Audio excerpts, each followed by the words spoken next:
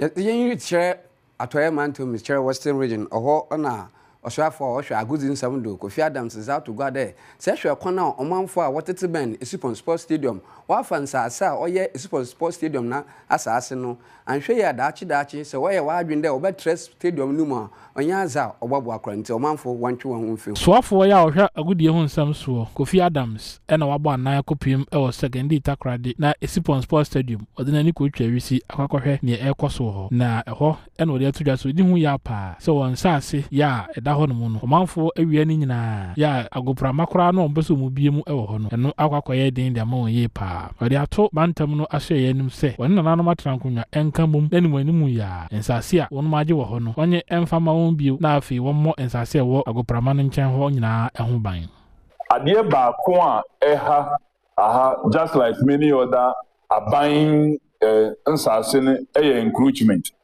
You say Bibiana indication was that Abayasa meant for the sports infrastructure expansion.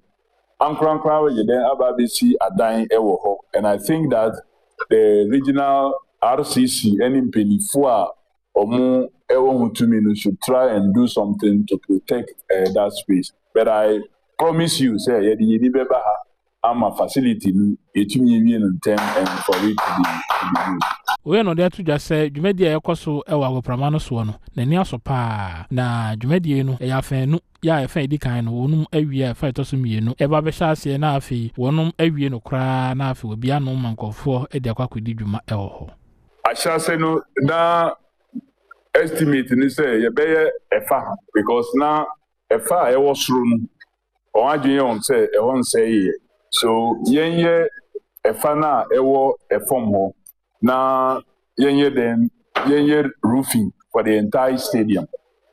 Echi oncha say omuye juma no say no we say so hono so also asay just like asehodian enti no say musan a package phase 2 e koban say phase 1 no enwie ye na phase 2 say then e kiki in enti phase 2 ni wie ye no na afedi ya ye roofing na ayewie enuechi no nkonya bi so a asese asa the commencement of contract no a ye ka say omuyi no so ye hu say omuyi no so